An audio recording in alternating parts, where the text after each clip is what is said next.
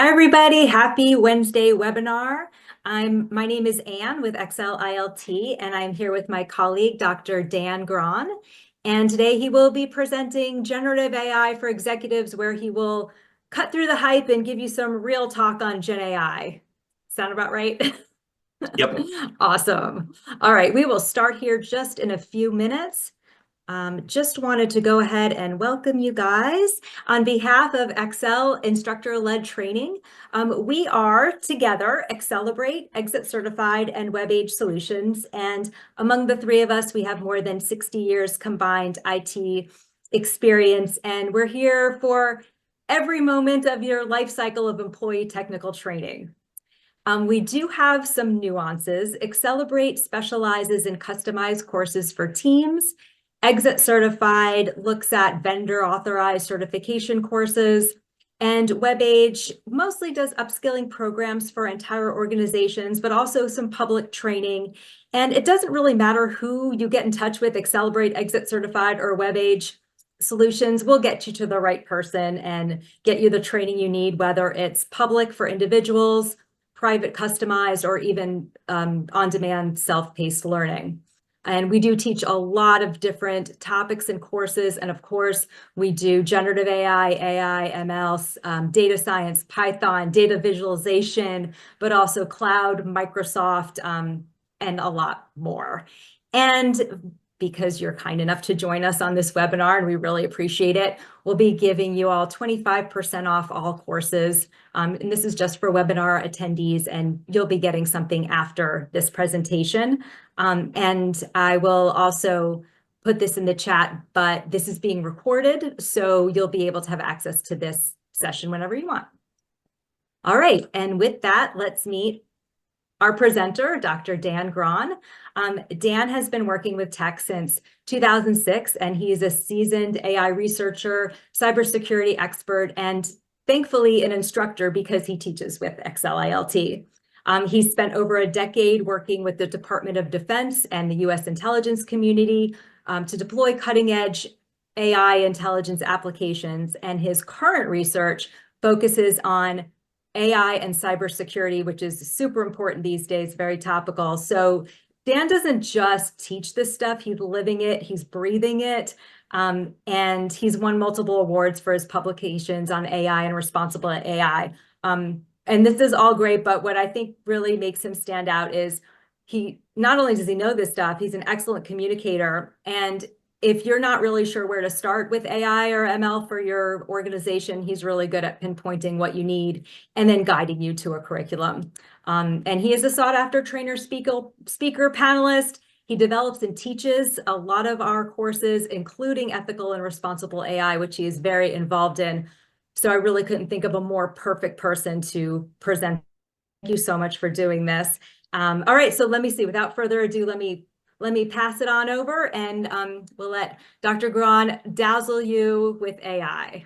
Let me just go ahead. Thank you. Would you just confirm that you're able to see my screen? I want to make sure. All right, let me just go ahead and stop share it. Yes, I can see practical GenAI for executive slide. Fantastic. Awesome. So I'm really excited to talk today. And as I prepared this, there are so many different avenues that you can go to explain generative AI, what's happening with the technology and how it's impacting the world today.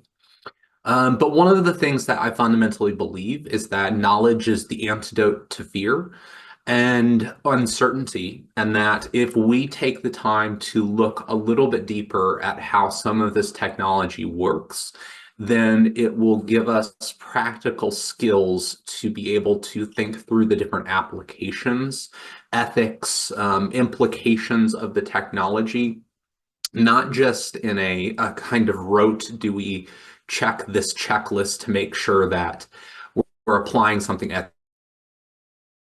or applying it within its bounds, but to get a real intuitive sense of what is happening with the technology and how it can be applied. So with that in mind, I'll beg your indulgence to go a little bit deeper than probably is often goes with an executive audience, but for the purpose of explaining this technology and really seeking to demystify it.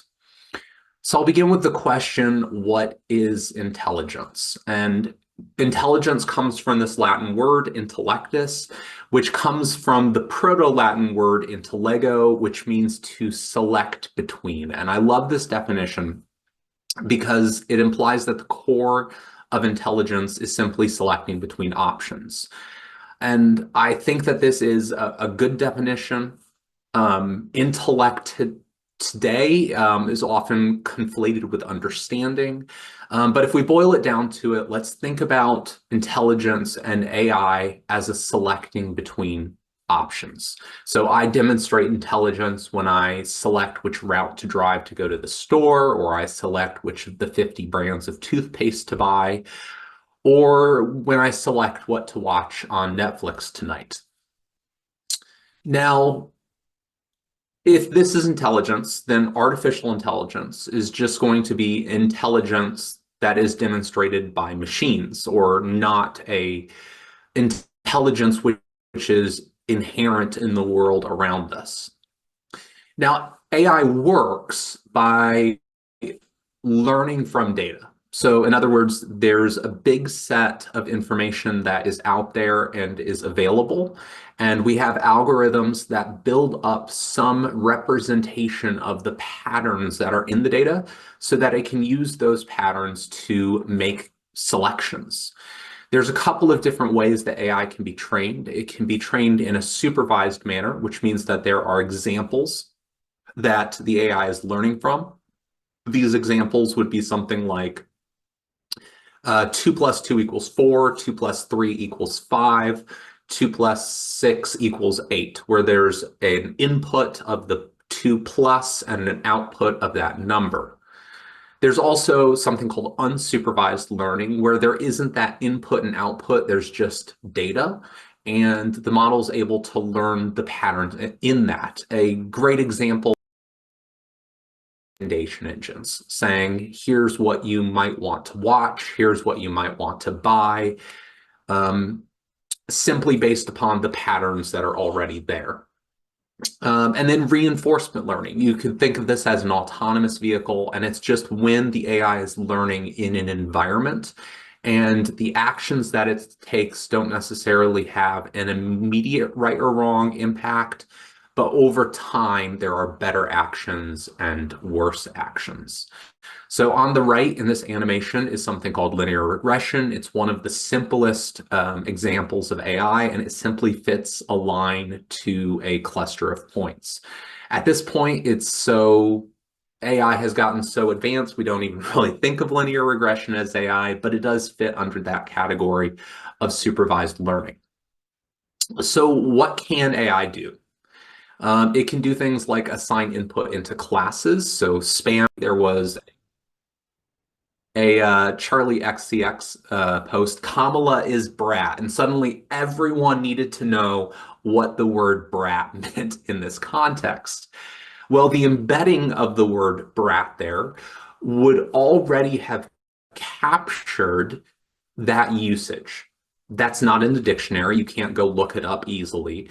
But because the LLMs have seen brat used in so many different ways, the embedding has captured that aspect of brat being used in a positive way and not necessarily saying, oh, that kid is a brat. So these embeddings, even though they're just numbers, have an ability to represent the meaning of text. Now, this is incredibly important to the way LLMs work. And I want to pause for a minute thinking about these numbers and have you think about a good memory you have. Is that good memory just one singular moment, or rather is it a collection of small moments? So if I think about a good memory, I have, let's say, visiting the Mackinac Bridge with my family. It's not that I have a memory of simply seeing it or having a memory of one snapshot with my family. It's kind of all of these different moments that went into that time period. A memory for us is very much like an embedding for a model. it helps understand the holistic context of these tokens. At the same time, my memory is faulty. When I think about things that have happened to me in the past, it is very possible for me to misremember them. And with these embeddings, because the model has seen so much, because it's been trained on so much text, it's very easy for the model to misremember these memories and to do what we call hallucinate. And so while there is this holistic understanding embedded into the embeddings, it isn't able to capture all the specifics. Just like humans can't capture all of the specifics in our brain, the models aren't going to be able to capture the specifics. It's more of the gestalt, that overall understanding. Now, one cool thing is that there is a direct connection between the embeddings that LLMs are learning and the fMRI scans that humans are learning. In fact, you can map them back and forth and say, hey, this word in an embedding space represents this pattern in a brain.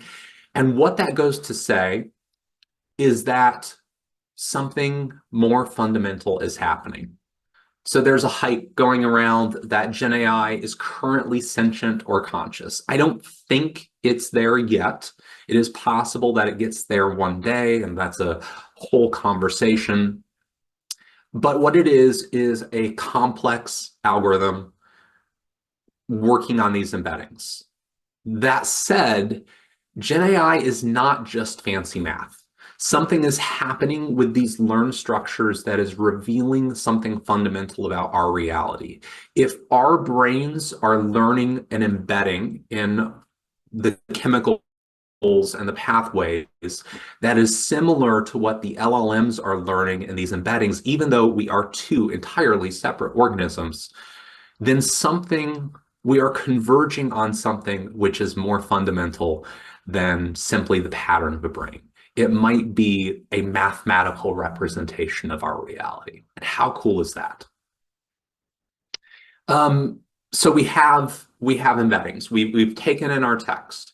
We've converted it into identifiers. We've converted it to embeddings. And if we did math on these embeddings, we could analyze their semantic meaning, and we pass it through the model, ignoring all of that math, and we simply predict the next token. And this is where the math gets complicated. In reality, we're not just predicting one token. There's a whole lot of tokens that there's a probability of, and we just select the next one almost at random, using some different strategies to bias the random towards more common tokens. So for instance, I have some input text here. It's a beautiful day. Don't let it get blank. And if I left it here and asked the model to predict the next token, it would give me these probabilities. 21% chance it's you, 19% chance it's two, 16 that it's in, 6 that it's any, 6 that it's two, and 3.5 that it's away. Any of these could be a valid next word. It's something that humans do. We start a sentence and we don't necessarily have the ending of the sentence in mind. We're kind of building it on the fly. And so this is sort of what the models are doing. They are starting a sentence, and if this model picked you as the next token, it doesn't know necessarily what the next 5 tokens are going to be, but it knows that you is a good next token or next word to say.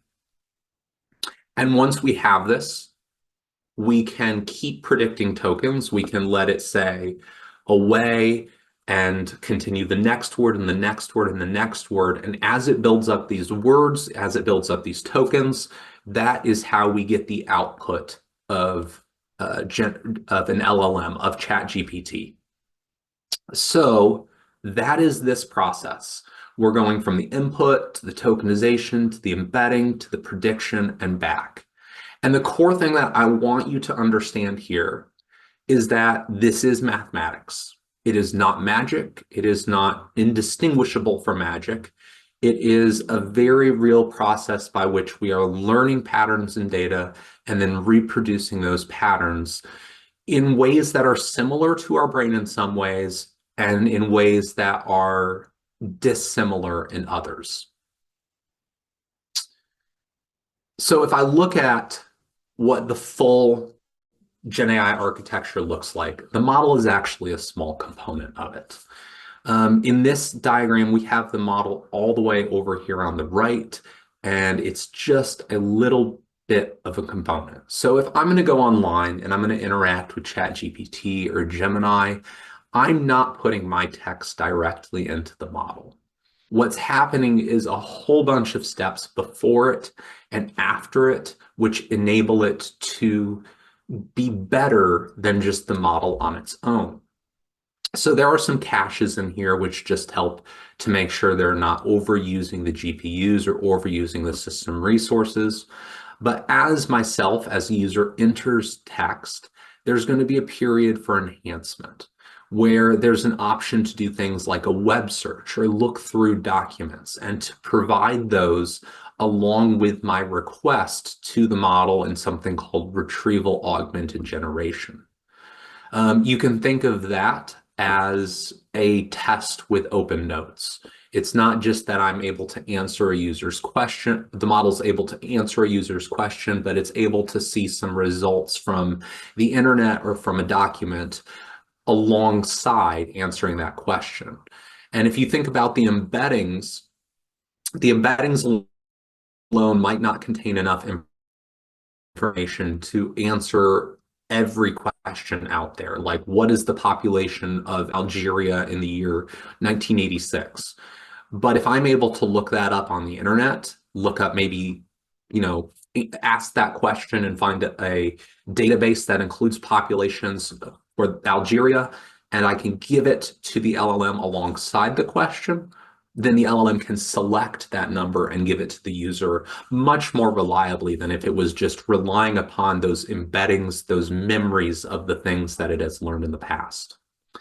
There's also going to be some safety guardrails on the input and output to make sure that the model isn't doing things that are harmful or going to be a liability, whether security or ethics. And it does have some options to do some actions and to update things on the output. So if, for instance, it could send a chat message via Slack just by hitting an API. So that's what the GenAI architecture looks like. It is a model. It's generating text through that next token prediction.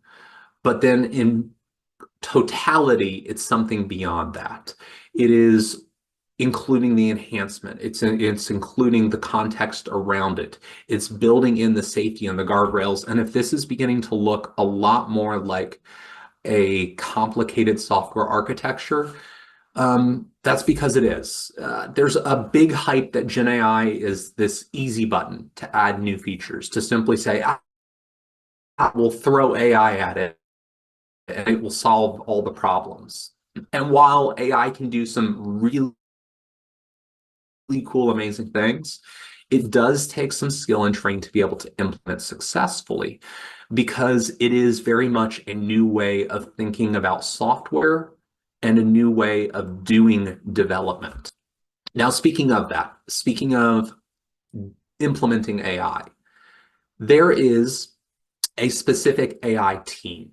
It's not the same as a software development team. It takes a little bit different skills. And over time, I'm sure that the roles and titles and responsibilities that I'm about to share will kind of be more formalized and set between companies. But for the time being, they do vary widely. One company might call the role one thing, another one might use another term. But here are roughly the 4 main roles in a AI team. There's a data engineer who is going to work with the data to make sure that it is accessible, that it has the right data, that there's no problems in the pipelines that are bringing the data from point A to point B. There's a data scientist who's going to work to turn the data into models. And if right here, when I refer to models, it's not just that they're building LLMs or building um, a traditional AI system, a predictive AI. It's that they're using the data to get to some output. So the LLM may already be available, but they're going to use that LLM to solve some problem. Then there's going to be an ML engineer that helps take the model that the data scientist has produced to get their solution into production. And that's really useful because the ML engineer is going to have kind of the split of expertise between a traditional DevOps expert and a data scientist. So they have a bit more understanding about how these um, unique AI systems are working, but they also have the ability to know how to hook those up into the modern architectures that we use to serve applications.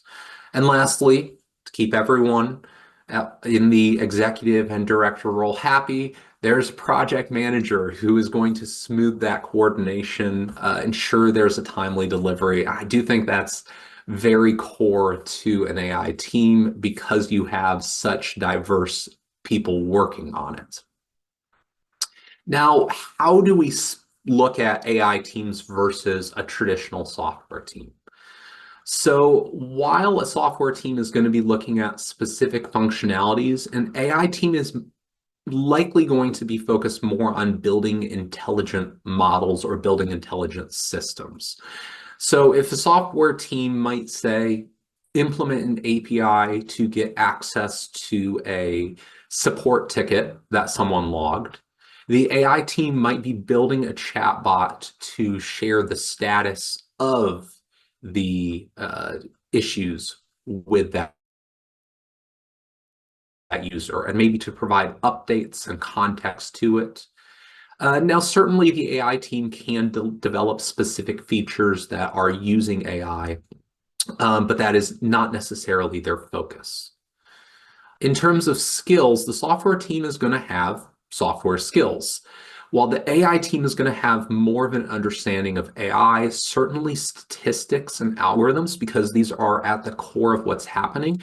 And you need to know statistics to be able to evaluate the output of these systems and to be able to calculate metrics which are meaningful to evaluating how well the models perform.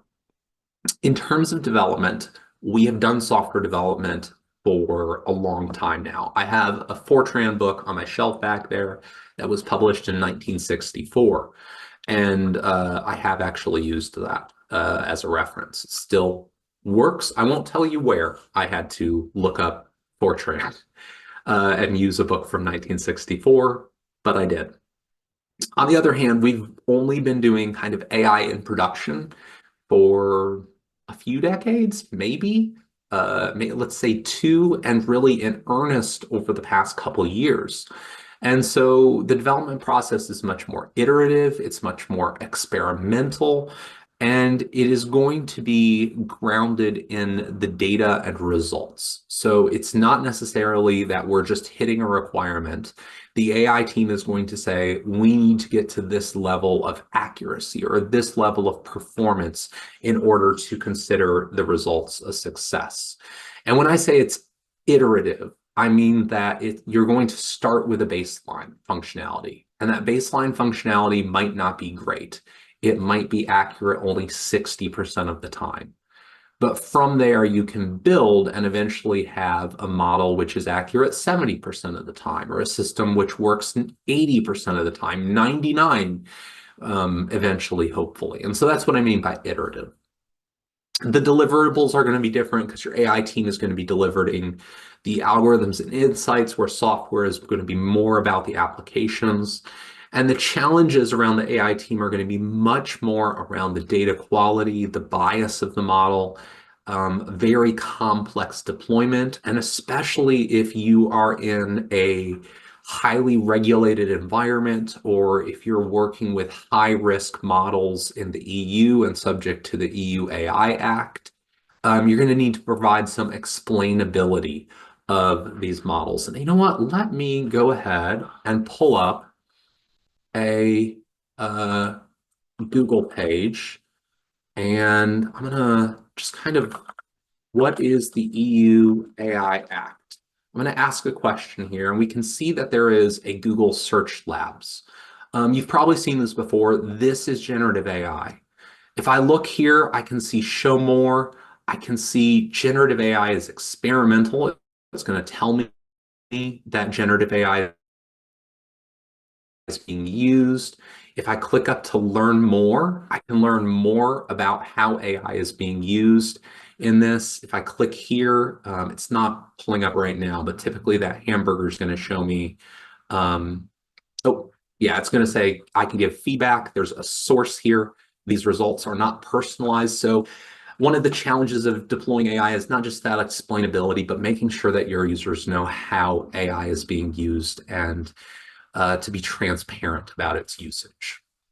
So some hype and reality. The hype is that Gen AI can be implemented by anyone, and that is certainly true that you could implement it by anyone, but to really make sure that there's success, it's probably going to take upskilling some of your software teams to really make sure that the investments are good and worthwhile, and to avoid some of the common pitfalls which can come with the implementation of AI.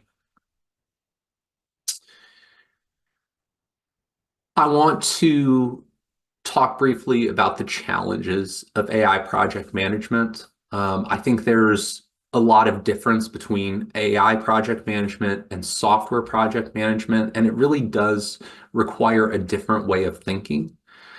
Because with AI project management and Gen AI project management, data is critical. While software might be dependent upon the data, it's rarely the thing which is going to determine the success or failure of the project. When we talk about software, there can certainly be high complexity software, especially if you're looking at simulations. I used to do atmospheric simulations. Those are still can be more complex than AI models. But the AI models are almost always going to be complex and unpredictable in some cases. Experimentation is going to be necessary. You're going to have requirements which are changing all the time. And one thing that's often not taken for granted or often ignored is that with AI systems, they're going to need to be upgraded. If you think about a software product, I'm sure all of us have interacted with a software system that may be 10, 20 years old, and it's still chugging along. Sure, you might have to go turn on a Windows 2000 machine to use it, but it plays a core role in the business functionality and nobody's paid to replace it yet. So you just kind of put up with it and allow it to keep operating. AI models don't quite have that dependability because as the data comes in, that data is ultimately tied to the real world. And when I say the real world, I mean the human interaction, natural physical world, not the digital world. And as the physical world goes on, the real world goes on, it changes. And so an AI model that is trained 10 years ago probably doesn't have language today or how certain words interact today because language has evolved over the past 10 years. So models have to change consistently. Explainability can be incredibly challenged. One of the real big differences is evaluation and deployment.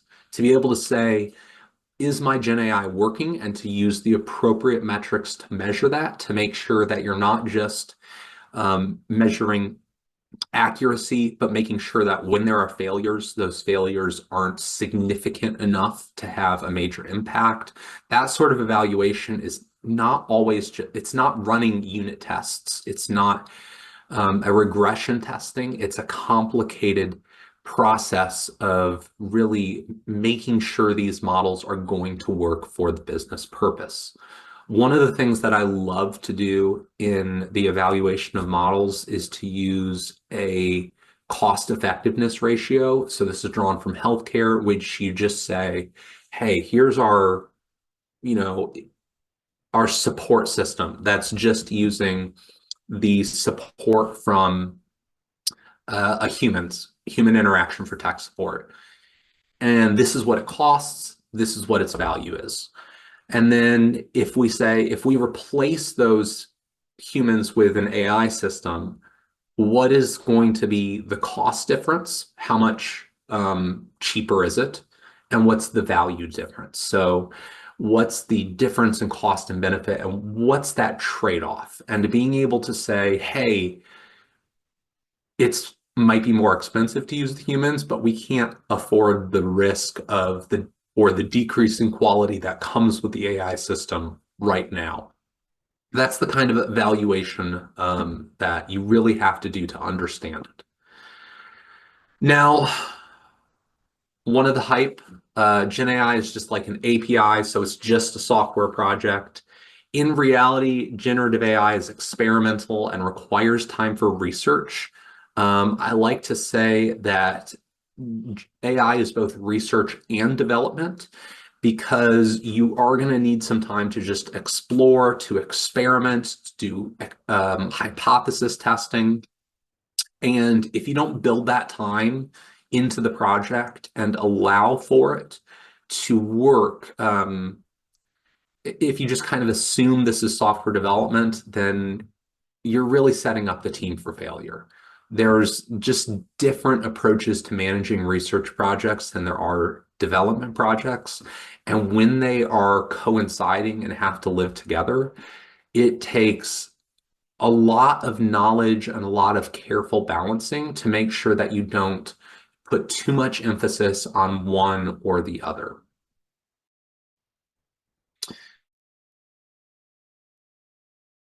So all of this is kind of laying the groundwork for, we have GenAI, we have understood a little bit about how it works, know that it's not software, it's not a easy button to fix all of the problems that we're having. And I want to talk a little bit in this last few minutes here about ethics. So at its core, AI ethics is going to ensure that the use of AI technologies aligns with human values and benefits society as a whole. Really, what I mean here is that we want to be proactive rather than reactionary. If you look at the history of technology, there are things in history like DDT that companies were built on. They were wildly successful on. But then as DDT made an ethical transition, they suddenly lost a huge amount of revenue. They fell on the negative side of the public, and companies had to shut down over that. So making sure AI ethics to me is making sure that when we deploy AI, it's of a benefit to society. But more importantly, we're not deploying AI that in 2 years is going to be banned or is going to be so controversial that it has to pull back and is going to be a reputational harm.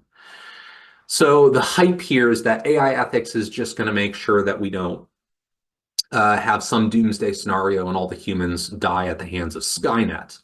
In reality, AI ethics is practical, it serves business goals, and it makes sure that there is a solid return on investment and also hopefully stops AI from taking over the planet. Now, to do that, we do have really practical tools. We have the NIST AI risk management framework. This has been adopted by the federal government. It has been adopted by the Department of Defense. It has been adopted by California. It's a wildly successful, even if early phases, framework to plan out AI risk. And it involves these functions. You set up some governance to make sure you have appropriate systems for AI risk management. You map out where your risks are. You measure them to make sure that you can say, here's a metric that defines my risk. And then you manage them, whether it's insurance, whether it's saying I'm going to mitigate that risk, I'm going to avoid it entirely and do something else. And what's really useful about the NIST AI risk management framework is that it's practical, it's broken down. If you go to their website, you can see what each of those phases is about and get actions about how to follow and implement them at different levels of fidelity. But more importantly, the AI RMF talks about the characteristics of trust, things that are necessary for us to have trust in AI systems. And most importantly, the systems are going to be reliable. They're going to work and they're going to be accurate. They're going to be accountable and transparent, like what I showed on Google, where it said generative AI is experimental. It's you can see that AI is being used.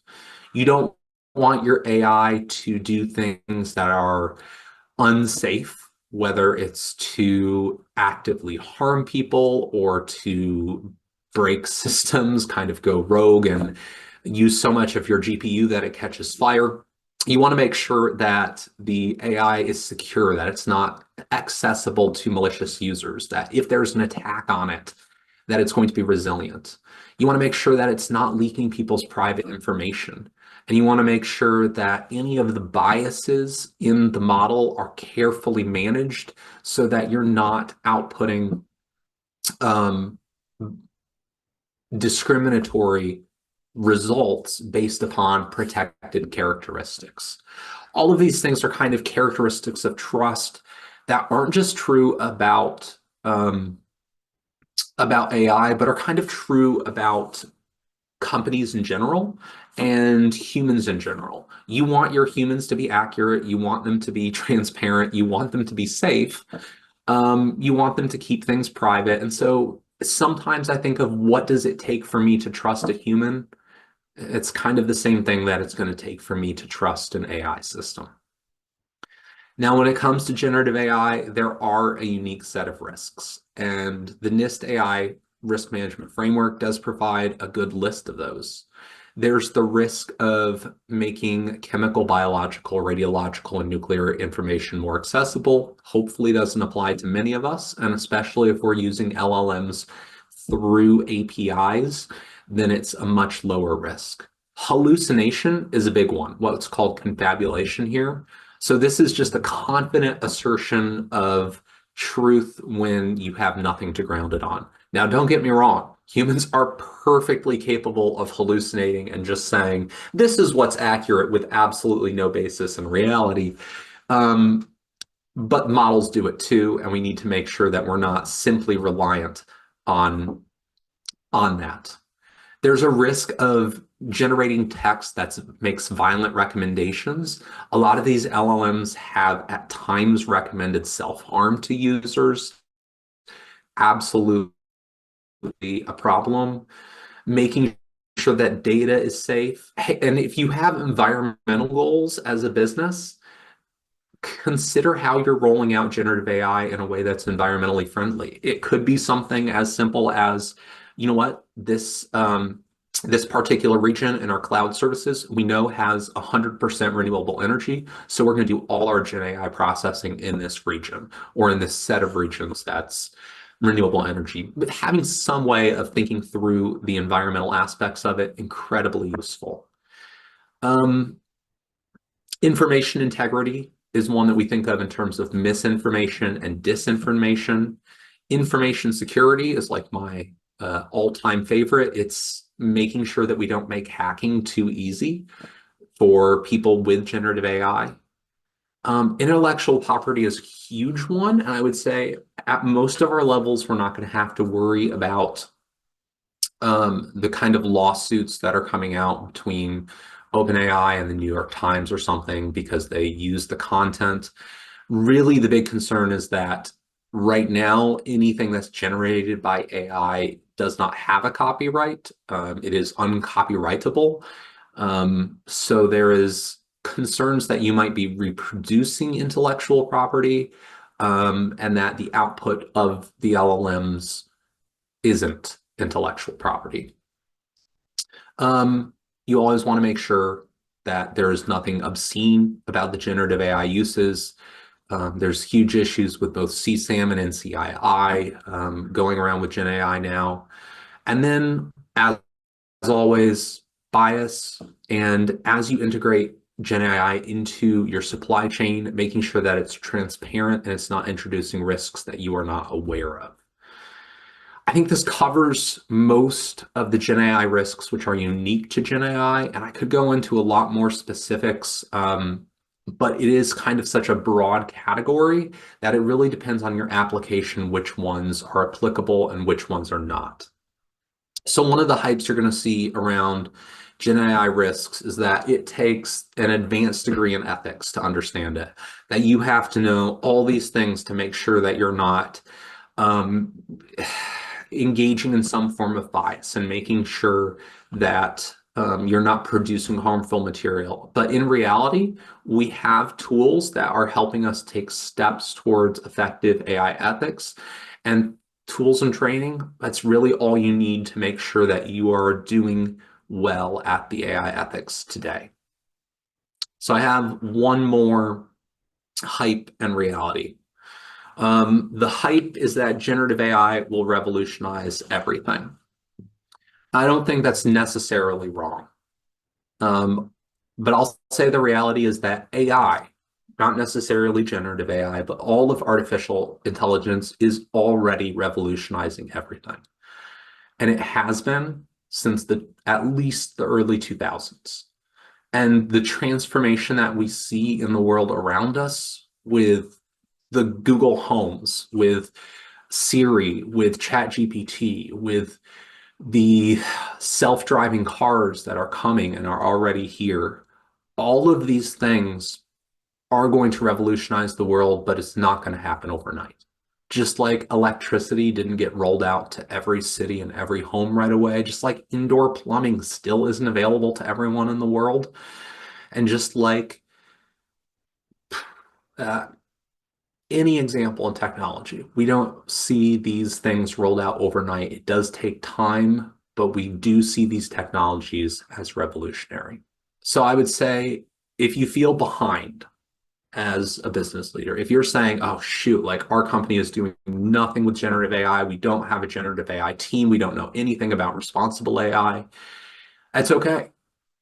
It's not like the difference between now and 3 months ago or 3 months from now is going to be make or break when it comes to AI. From my perspective, I'm sure I could argue that around the edges, but get started. Build an AI team, build a generative AI team, get some training in responsible AI. I'd love to give it to you. Um, Everything takes time. And the last few concluding thoughts, I don't think that generative AI is going to replace the creativity of humans. I have yet to see that spark of brilliance in AI art. AI may augment human intelligence, but I do believe our intelligence is indispensable because we're better than the machines right now. And while there are great results of generative AI, people are becoming sensitive to its outputs. So I'd be careful about just sending out generative AI outputs without carefully vetting them. And as I already clicked through, it is spooky season. So I went a little SNL there. Happy to take whatever questions you have about any of the topics that we covered today, or anything that is on your mind about AI or generative AI.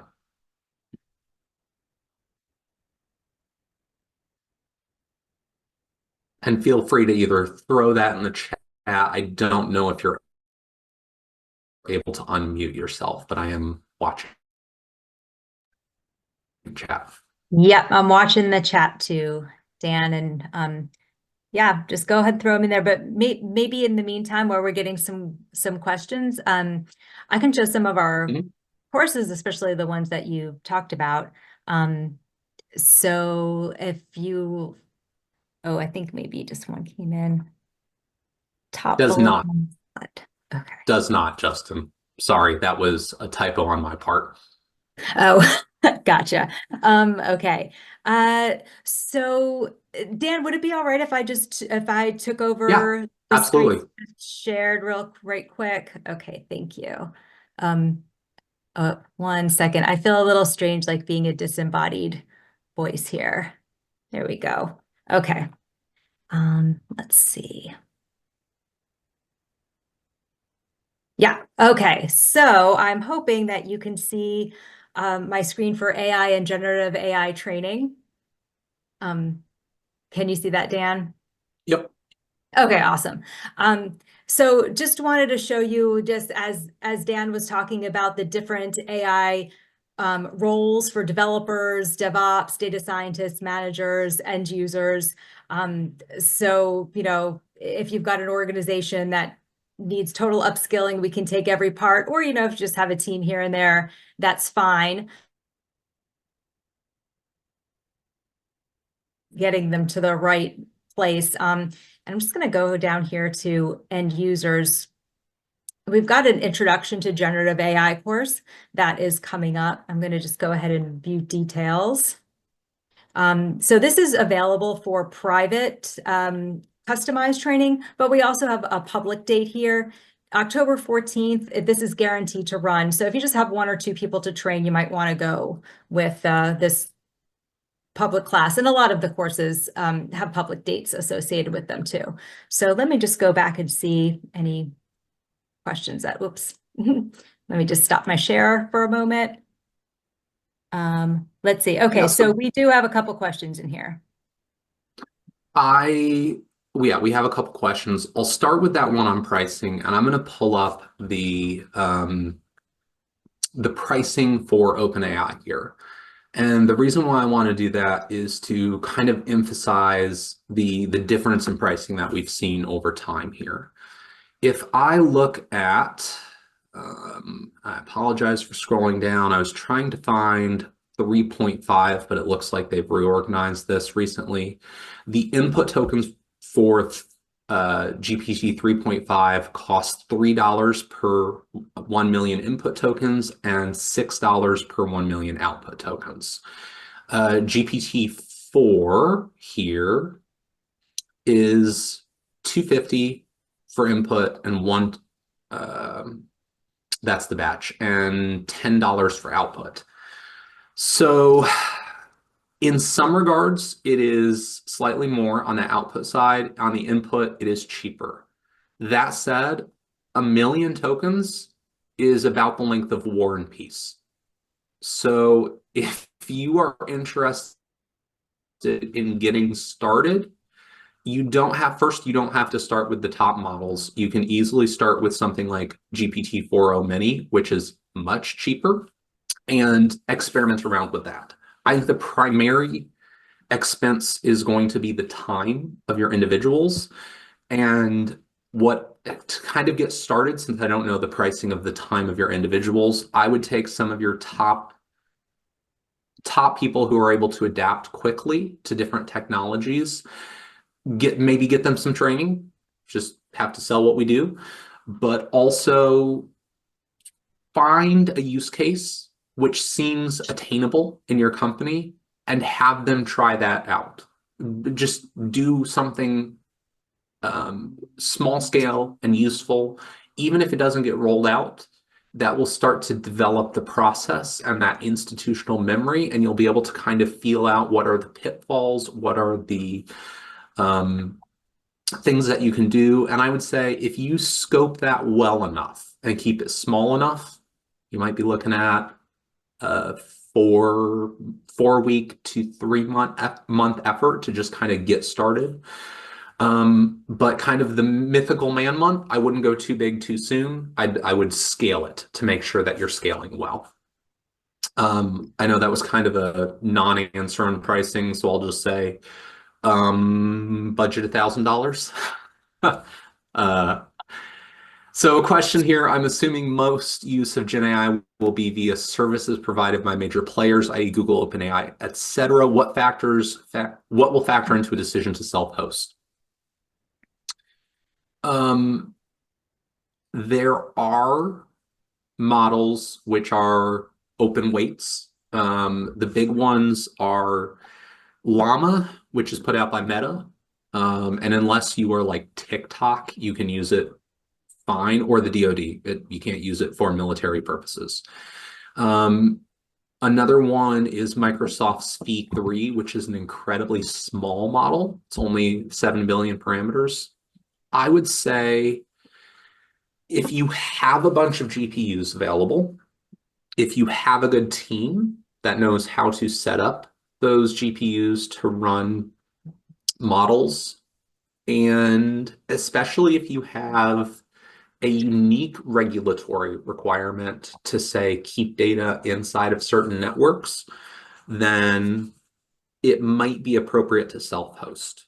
Now, do keep in mind that some of the open weight models they're not going to be as robust as the API models because the APIs aren't just the models themselves, they have some structure around them.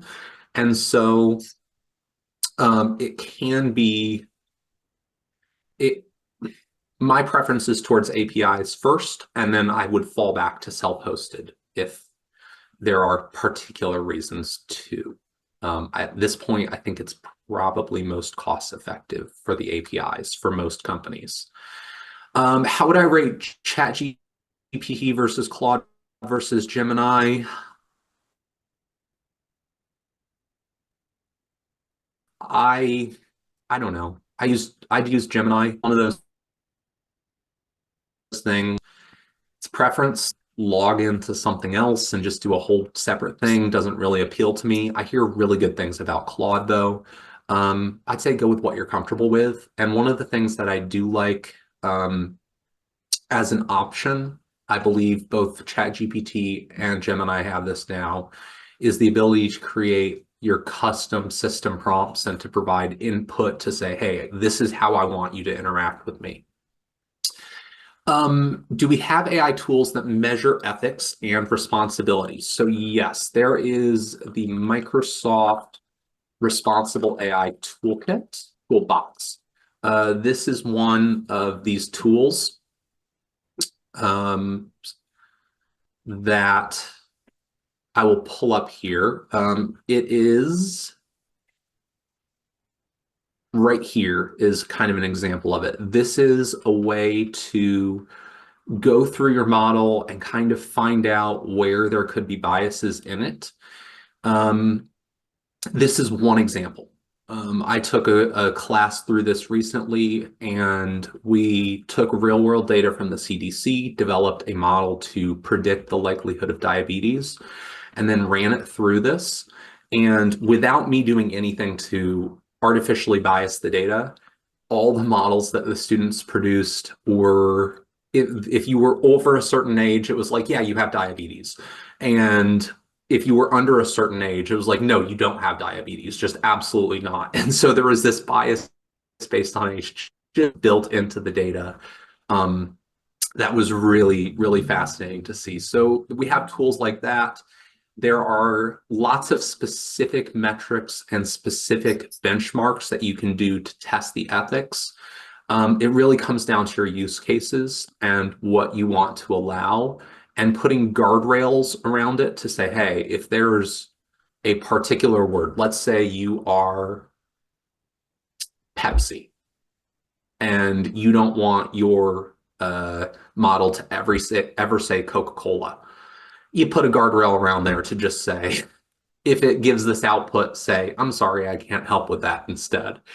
So there are tools. This is just one example. There's lots of even services which will help out with the ethics of it and filtering. Let me see, building your own solution versus using out-of-the-box solutions like ChatGPT Teams or create custom GPTs for a ChatGPT-like solution.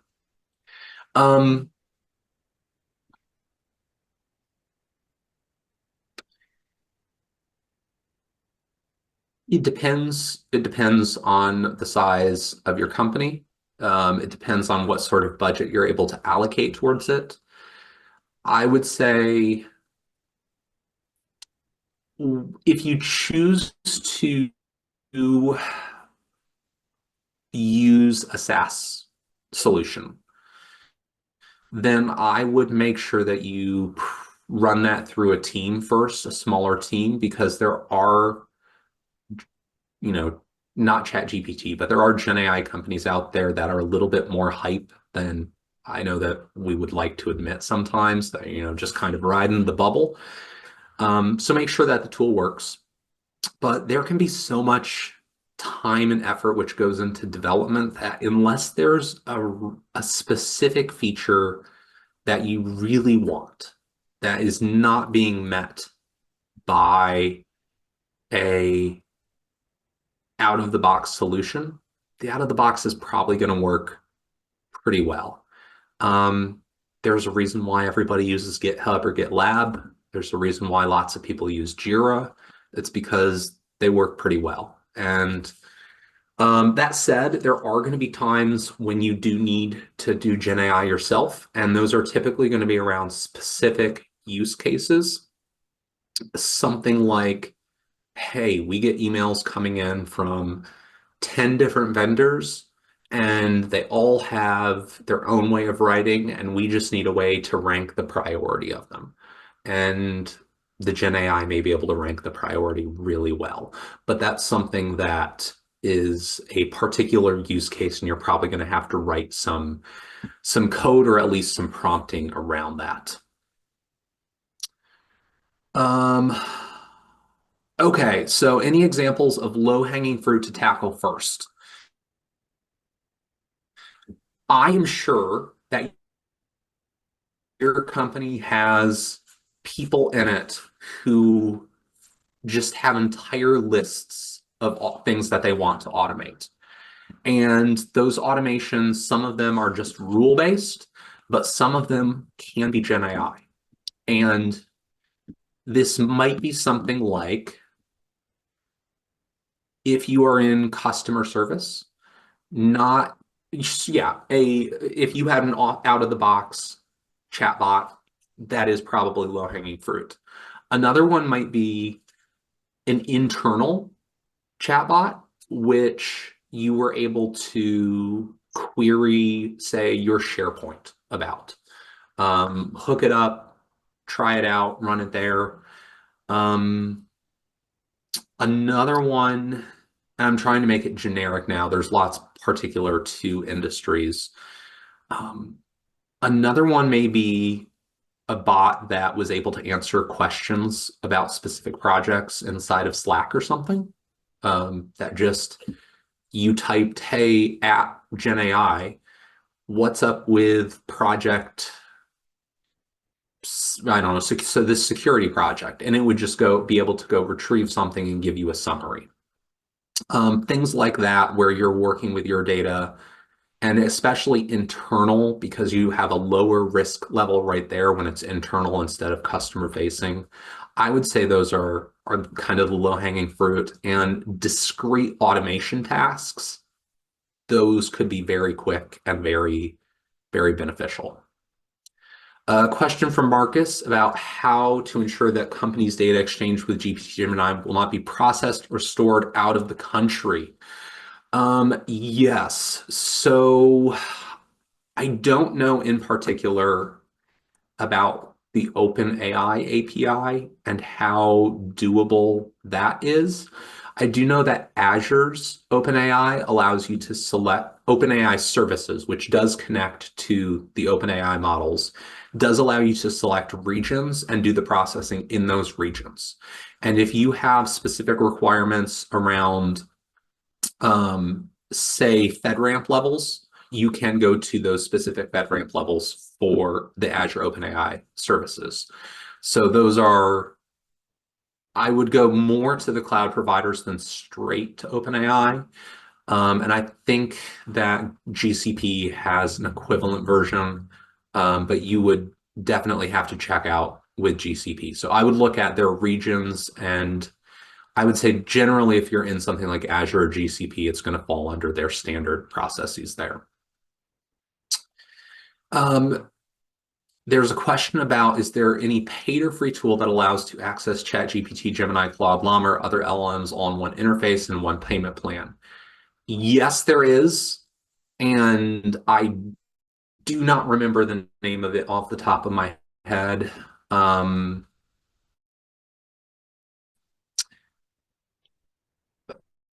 Yeah, it's the name is escaping me right now. There are several different companies which do it, the model behind it.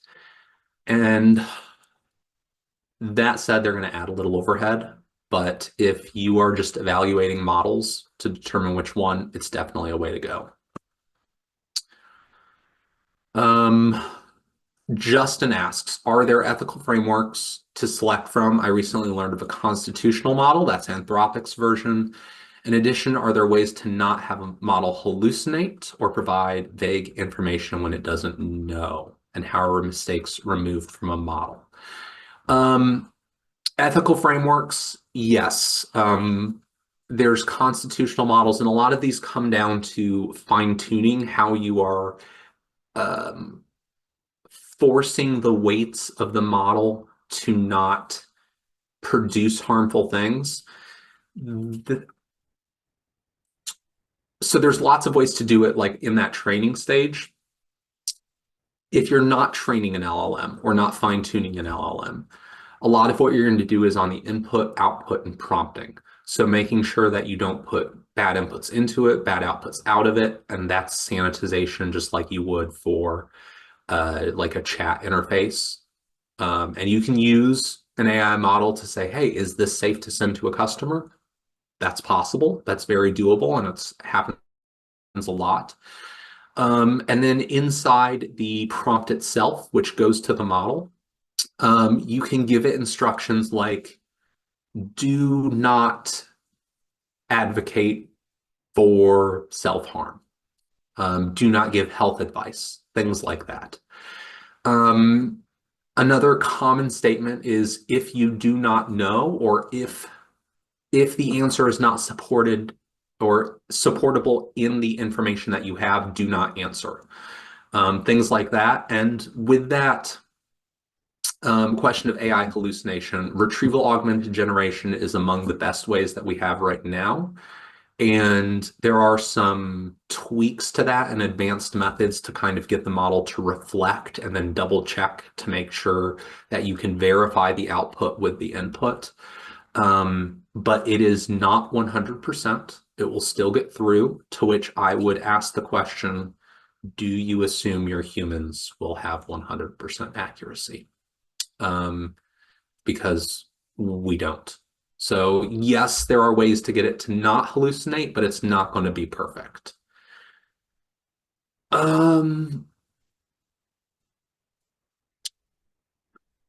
Yes, covered the AI ethics one. I don't think there are any more questions, but happy to stay on if there are any more.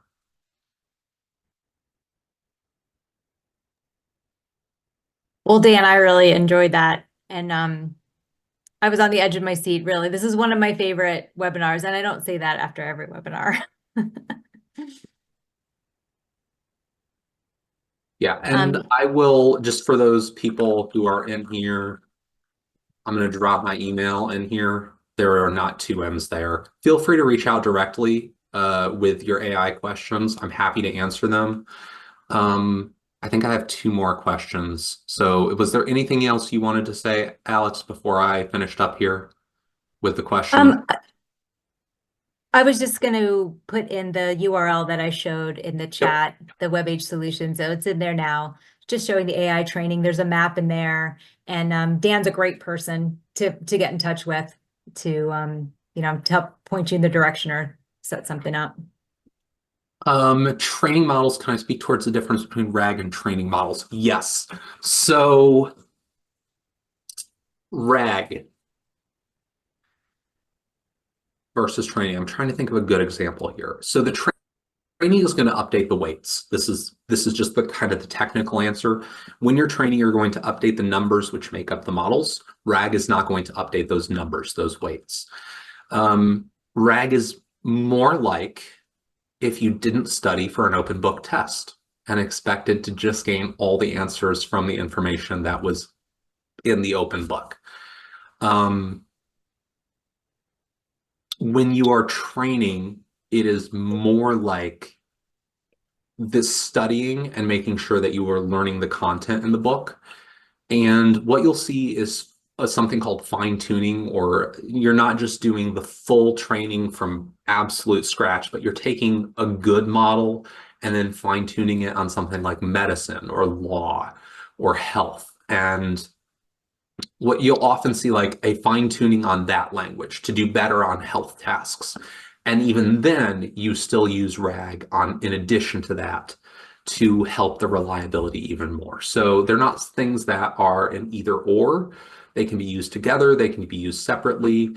But at a fundamental level, RAG gives information inside the prompt that the model can use, and training is going to update the weights. You are not going to see that training data at an individual prompt level. From Subas, I apologize for that name. What's the best platform tool solution you recommend for creating a chatbot for all of a company's knowledge base? Um, I'm not going to recommend one right off the top of my head. Let me see though. I'm going to pull this just to the side for now. You can take a look at my girls' chat UI. I'm going to try to pull up this sheet. There are a lot of options out there for building your own. Here it is. This is something that I've been evaluating. This is just a big spreadsheet of the different solutions that are out there for giving a ChatGPT like interface. And some of them are pretty well known, like GPT for All. This lets you run a model locally and kind of interact with it in that interface. I would say the ones that have been standing out to me are Chatbox and LibreChat as kind of options for these are UIs and maybe a little bit of tooling around them, and then you are able to hook them into your own systems. So I think that's as far as I'm going to go with like a recommendation, because there are just a lot of providers out there, and I don't feel confident enough to say like this is the one that I would go to. Trainings I would recommend to get started, more exposure, how to develop a use case, calculate the ROI. Yeah, so we have trainings for both business users, data scientists, developers, ML engineers, things like that. I would, what I've been kind of recommending to some of our clients is a tiered approach. So you have a couple of your real thought leaders in the business take some training to just dig into generative AI a couple days, and then from that, have them brainstorm, develop some use cases where they think generative AI can be applied in your particular company and industry. And that's something that I'm happy to help in the brainstorming process with. And then once you have that, bring in more of your developers, more of your data scientists for the generative AI training, and we can customize the examples that we provide specifically towards those use cases so that we're really tailoring it to you. Because ultimately, like, if you just want generic training, you're not going to come to us. You come to us because we are going to provide you something tailored for your use cases, for your industries, and for your company, and really high quality. So yeah, we have a whole bunch of classes, and I think that that link is in there. So any of those would be a great. Yeah, I can share that link of AI UI. Let me pull that up now. I'm just going to share the Google Docs. I think that it is a public one. But if anyone um, yeah, anyone who has the link can access, no sign in required. So you should be able to, let me just make sure I have the right one. You should be able to access that. That is not mine for my credit. That was found online and someone had already done the work. So stand on the shoulders of giants. I think that's all the questions.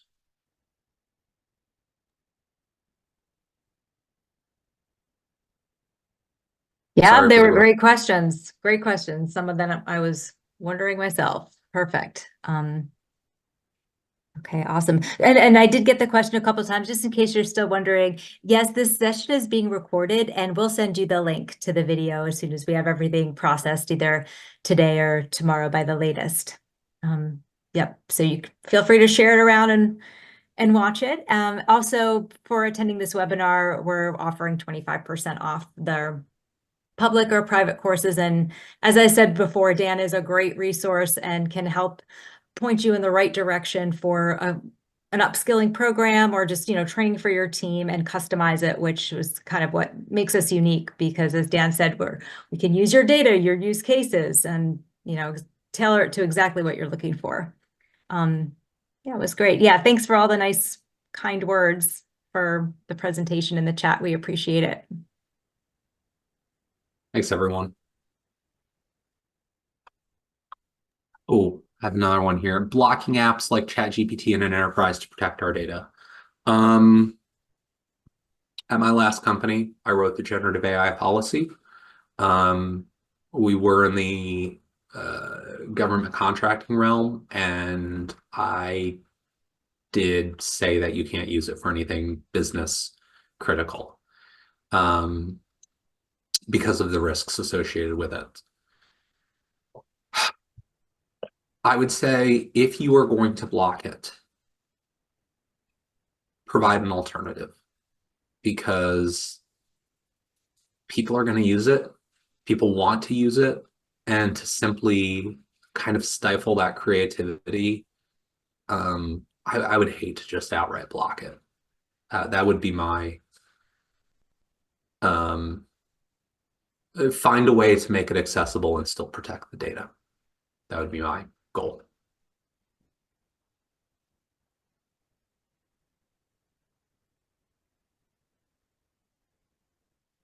How prevalent are you seeing products that have it embedded? Is there transparency seen there? Ooh, I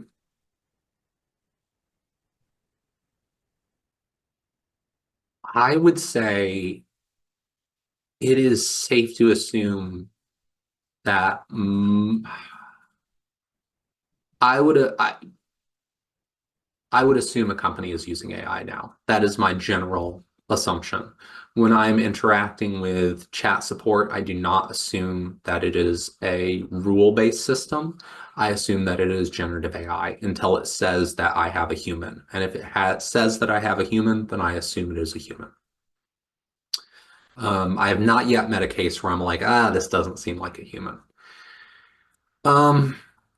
So far, I've seen pretty good at transparency. I have not had a case where I've suspected that generative AI was being used and it wasn't transparent to me, with one exception. There was an article that was sent around recently. The article will remain nameless. Generative AI, and I started reading through it, and I'm like 95% sure. And that kind of passing the LLM work off as your own, like, I like, there are times when I'm using the LLM to help me to get me from point A to point B faster. But that's not a substitute for me getting from point A to point B. Because if I'm just relying upon the model entirely to say, generate some text to, to write an email, that email might be really bad. In general, I can write better than the AI right now, or at least I can write my intentions better. So it was kind of long-winded. We've had difficulty. We ban AI because of the data we process, but vendors seem to have it used in their products. Yeah, I would probably. I would love to have like a one-on-one conversation about your particular use cases, but what I suspect is that that's something you're probably going to have to write into terms and conditions in contracts to say, like, this data cannot be used in this way. Government helped it, yeah. I did a research project on infant mortality rates with CDC data and got work data to the level that was I could de-anonymize it and actually identify people in it. And so had to go through that security level. And I think it's going to have to be in the terms and conditions so that you can hold people to account if they're misusing that data. That said, most companies are useful for data or used to data restrictions.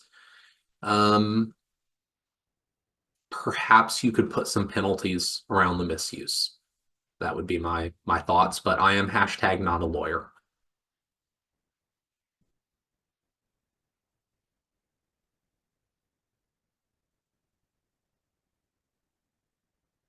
Well, I feel like if I say there are no more questions, there will be more questions.